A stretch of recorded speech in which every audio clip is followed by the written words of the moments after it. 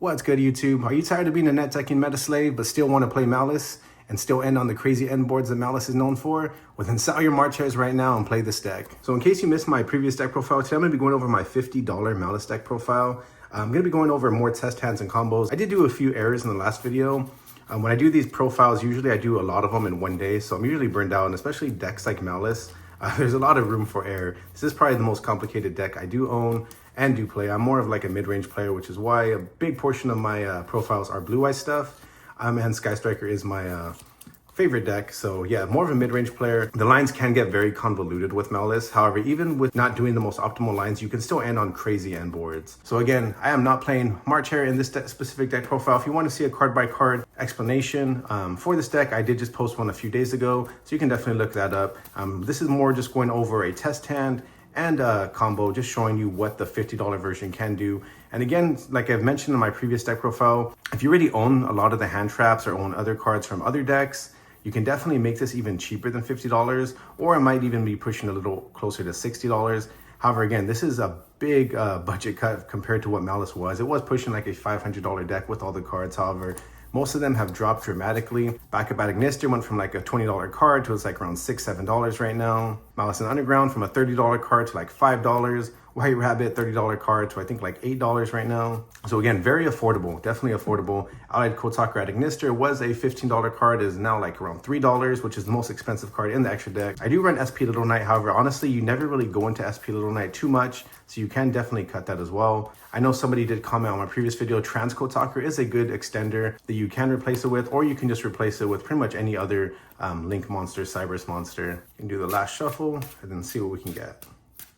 Hopefully not as many misplays this time. And again, I do appreciate when people call out misplays because I did just return to Yu-Gi-Oh 3 months ago, so I am very new, still basically relearning the deck from the bottom after not playing for almost 10 years. After not playing for almost 10 years, the game has drastically changed. It's definitely a lot faster and a lot more intricate than it was when I used to play. So again, I appreciate calling out misplays. However, let's keep it civil in the comment section as well. I know sometimes that's asking a lot when it comes to Yu-Gi-Oh players, but yeah, bullying, calling out other players, definitely not tolerated on my channel.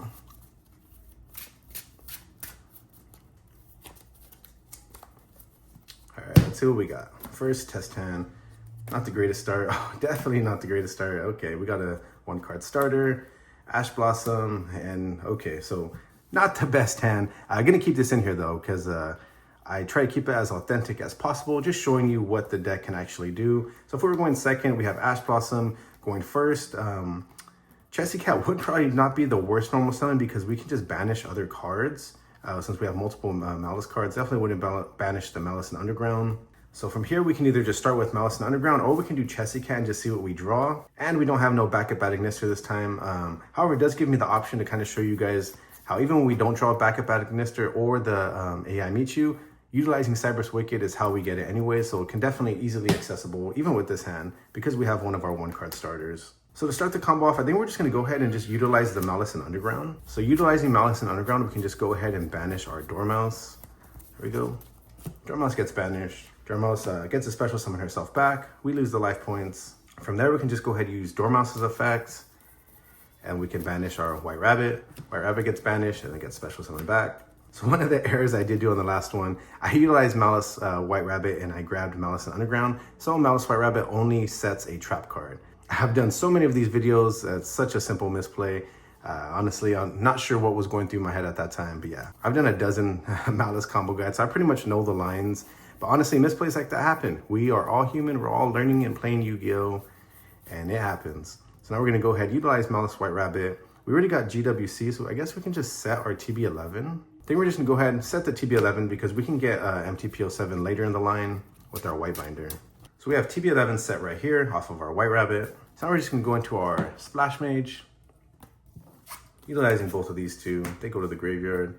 Then we can utilize Splash Mage. We're now Cyber locked for the rest of the turn. That's another thing you wanna remember, or if you're going against Malice, you cannot special summon for the rest of the turn except Cyber's monsters. So that's another big reason why you can cut cards like SP Little Knight. Definitely utility, however, honestly not needed. And if you want to save that $10, definitely don't have to play it. So from here, we're gonna just go into our Red Ransom. Then Red Ransom's effect grabs us a spell card. So we're gonna utilize that to grab us our second Malice in Underground. I think that's the card we're gonna use for our Chessy Cat to banish and then draw 2. So we still have our normal summon as well and our TB11. So from here, I'm just gonna go ahead and activate our TB11 to banish our Red Ransom. Red Ransom gets banished. Then we can special summon our Chessy Cat. So Chessy Cat is negated, by the way. Then Red Ransom can come back, we lose the life points. Then after Red Ransom is special summoned, that's when we can go ahead and banish our Dotscaper from the deck. Yes, I know it's gross, it's ugly. We were playing Dotscaper. Just good extension, honestly. If you didn't want to play Dotscaper at this point in the line, you would probably just go ahead and banish your Chessy Cat from the deck. And then Chessy Cat would be able to special summon herself back as well. But for now, we keep Dotscaper in the deck. So then Dotscaper gets special summoned back. So now we are prone to nib at the moment. However, we still haven't utilized our normal summon. And then we still have GWC as well. And then plus the negate with Maliss in the Mirror and an Ash Blossom in hand. So it wouldn't be the worst time to nib us right now, but most likely your opponent would keep it. So now we'd probably try and go into the Cyberus Wicked line to get us a back-to-back Ignister, or we can just go with our Chessy Cat and draw. We want to keep GWC for our opponent's turn. Even Maliss in the Mirror, we could banish it, or keep Malice in the Underground for follow-up, GWC for our opponent's turn, or Malice in the Mirror would be a good negate for our opponent's turn as well, or we could banish it. So the options I feel right now would be banishing one of these two. I feel like we're just going to go ahead and normal summon Chessy Cat and then banish the Malice in the Underground, and then we can draw 2. So we draw nib, so good, and backup Ignister. So actually really good draws actually. So we have Ash Blossom and nib now, just in case our opponent wanted to nib us or do something right now to stop our turn. So now we actually aren't going to be going into the Cyberus Wicked line because we drew backup Ignister. So the line changes a little bit from here.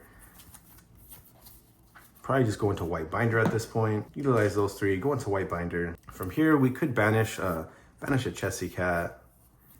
We can banish TB11 as well, and even Dormouse. And then we have White Rabbit and a Chessy Cat in there. So now we can go ahead and utilize our White Binder's effect to set another trap card. So during your main phase, you can set 1 Malice trap from your deck or graveyard. So it gets to banish 3 cards, and then it gets to set a card. And then also when it gets special summoned later in the turn, which you guys will see, we also get to draw a card. So White Binder is the reason the deck is so good. I know people love to talk about March Hare, which is a custom card as well. However, even without March Hare, Malice has a lot of broken cards. So from here, we can just go ahead and utilize our backup Ignister now. So we're going to special summon our backup Ignister, and then backup Ignister is going to grab us our other extender, the Wizard Ignister. We do have to discard a card as well. So I feel we can just go ahead and discard our Malice in the Mirror, keep our 2 hand traps, keep GWC for the follow-up turn. Then we can special summon our Wizard Ignister, targeting our Chessy Cat. I don't want to target our White Rabbit. We want to keep it in the graveyard in case they Bystial it or something. Just want to keep it in the graveyard for a follow-up turn. So from here, we can just go ahead and special summon our Chessy Cat. We're going to do 1, 2, 3 for our Heart Scripter. From here, we can just go ahead and utilize Heart Scripter to banish our White Binder. And then White Binder gets a special summon herself back. We lose the life points. We also get to draw a card. So then we get Bystial Baldrake. Okay, so we have really good hand traps for the follow-up turn. But either way, we still have the GWC as well. And since we have the Bystial in hand, we can just keep White Binder in the graveyard. Yeah, I think that's what we're going to end up having to do, because we can utilize GWC, banishing our Heart Scripter. That can go ahead special summon our Red Ransom. We gain the life points, the 2,300 life points. Heart Scripter comes back, we lose life points. And then from here, we can just go into our Allied Code Talker at Ignister. Allied Code Talker can then bring back our White Binder and our Red Ransom. And we still have MTPO7 on board. So we're gonna go ahead past turn. When you wanna use the Omni Negate from Allied Code Talker at Ignister, you would pitch our White Binder, negate / banish one of our opponent's cards. And then from there, we can go ahead and special summon our Baldrake whenever you feel is ready. And then you're gonna banish our White Binder, and the White Binder is gonna special summon herself back. And then hopefully we, probably place it right here. Hopefully we banish one of our opponent's cards. So we banish our Heart Scripter and then our White Rabbit as well. White Rabbit would come back, and then Heart Scripter would be here. It actually probably would have been ideal to not banish our Dormouse, because then if we had Dormouse in the graveyard, we would have just been able to special summon Dormouse right here, because Malice Link monsters that point to this card cannot be destroyed by card effects. So if we had Dormouse here, we can just honestly go ahead and pretend we didn't banish it when we did White Binder on the last turn. So then Dormouse would come here. We have Heart Scripter here. So now, because we have Dormouse, Malice Link monsters that point to this card cannot be destroyed by card effects. So these two are immune from card effects. And then because White Binder was special summoned, we get to draw a card. So we get Backup Agnister. Not the greatest draw for that one. Even a third-rate duelist like myself, playing with the fourth-rate deck, a budget version of the fourth-rate deck, has such a powerful end board still. Because now we have the Banish with Heart Scripter. We already Omni-negated them once and banished one of their cards. And then we have the other Banish right here with MTPO7 set down. These two cannot be destroyed by card effects. And then we have Nib and Ash in hand as well, plus Backup Agnister for the follow-up turn. So 2 hand traps, 2 banishes. We had the Omni-negate banish. So in case you don't know what Bystial Magnamhut does, if your opponent special summons a Ritual, Fusion, Synchro, XYZ, and or a Link monster, you contribute one other light or dark monster, then target one of those special summon monsters and banish it. So pretty much we have 3 banishes right here. We already banished one time and negated. And if somehow that wasn't enough, we still have Ash and Nib in hand. So again, still a very crazy end board without the Firewall Dragon. And honestly, some people do cut Firewall Dragon. However, I feel like that is pretty crazy. He gives you recursion and he does the bouncing. He's just such a good end board piece, honestly. So then we pass turn and we draw another Ash Blossom. More than likely, the 4 banishes we had would have been enough anyways. And then Nib and Ash still in hand. We most likely would have utilized this as well. States add 1 Malice monster from your deck to your hand. Then if you control a Malice Link monster, you can banish 1 card on the field. So MTPO7 more than likely would have been utilized after Allied Code Soccer. And that would have grabbed us our other Dormouse, which then could have banished our White Rabbit or Chessy Cat from the deck. And we could have rebuilt the board from there anyways.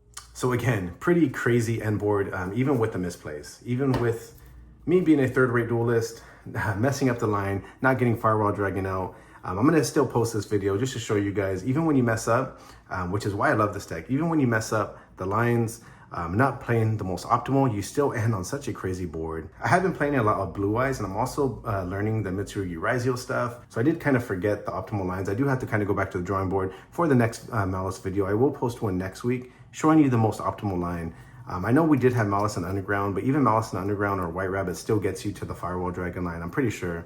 But I'll probably just do a 1-card Dormouse combo for the next $50 budget version of this deck, just to show you guys the full end board that it can do. But either way, this will be our hand going next after 4 banishes. If you guys want to see more of the budget Malice version, leave me a comment below. Let me know if this is something you guys are interested in. I know a lot of the meta slaves are kind of upset about seeing that their $500 investment can be played without March Hare. But either way, Yu-Gi-Oh is fun, honestly. Malice is such a oppressive deck. I'm sure a lot of you have played it in locals and struggled against it. So being able to play it for $50, yeah, it's not going to be the most optimal version. However, you still end on crazy end boards. Pretty much the same end boards as the tier 1 version. And again, a lot of us aren't attending YCSs or regionals, and we're just trying to play Yu-Gi-Oh. And if you're just trying to play Yu-Gi-Oh like myself, then definitely pick up this deck. But I think that's all I got for you guys today. I'll catch you guys in the next video.